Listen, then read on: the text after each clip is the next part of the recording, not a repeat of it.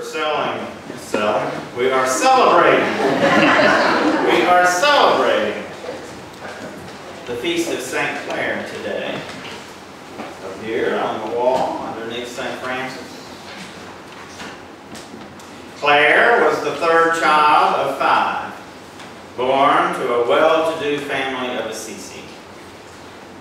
Now Clare was known even before her conversion for her docility toward her parents, for her generosity and compassion toward the poor, and for her dedication to daily prayer.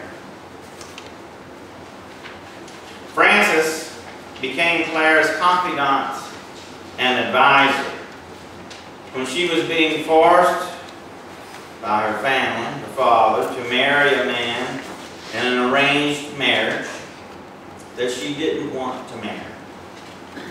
She refused the marriage and slipped out with the help of one of the house servants to go to Francis for advice and help. And she received from Francis, and she gave to Francis the commitment to follow him and seek gospel perfection. Thus became the Order of the Poor Ladies of Assisi, the Poor Clares.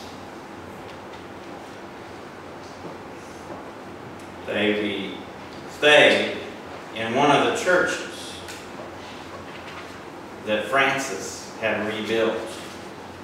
And there for 42 years, she and her sisters sought to embrace holy and radical poverty against the wishes of family and against the wishes and desires of the church, against the wishes and desires of the bishops who had been given charge of protecting the poor sisters. In 1228, Pope Gregory IX did give them permission to practice poverty, but not their own rule of life. Thus, Clare began writing her own rule of life for her and for the sisters. In the 28 last years of her life, she was bedridden and sick. But finally,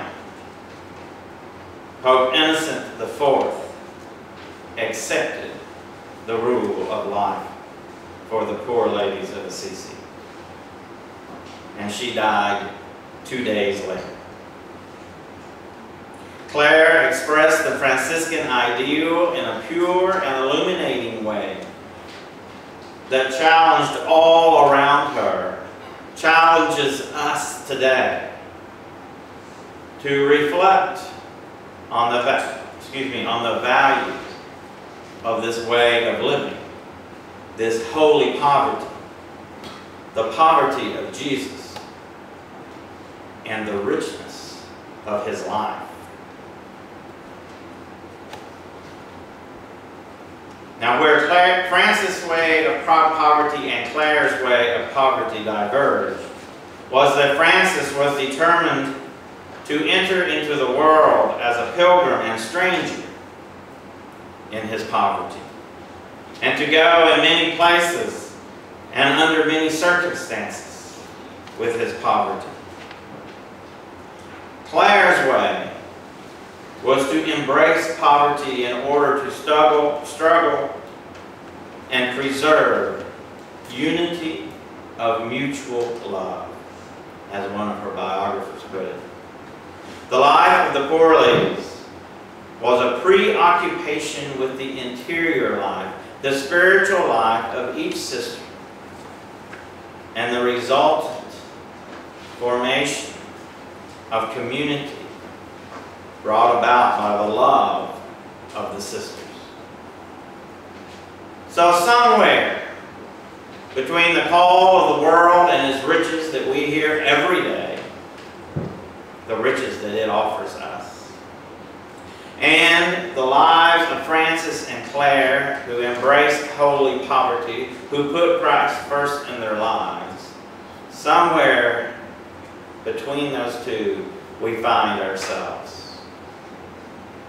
Some days we may be closer to the call of the world and the riches it offers. Someday we may be closer to Francis and Claire.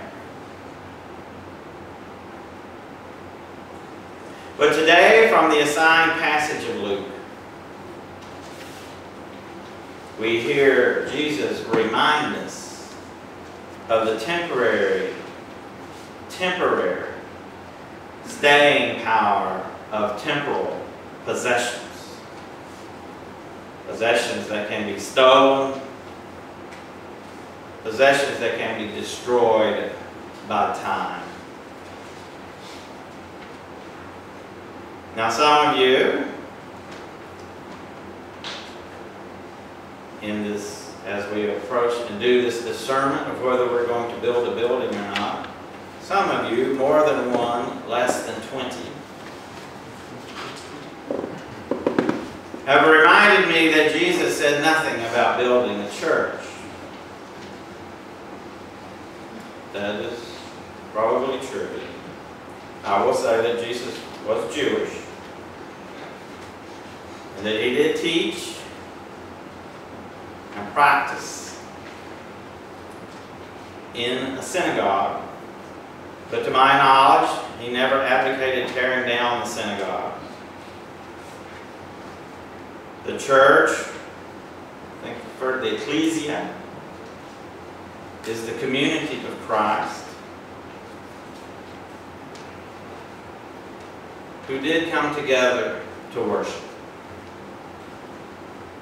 Sometimes in secret in the first couple of centuries. And then later in buildings that the state gave them. So I'm reminded by some of what Jesus didn't say. But I'm rarely, if ever, reminded about what Jesus did say. Sell your possessions and give alms. For where your treasure is, there your heart is also. Now, I am not advocating that we all take a vow of poverty. Unless you want to. And it might be beneficial for some in their spiritual life to get closer to God. But I'm not advocating that that is what you need to do. But what I am advocating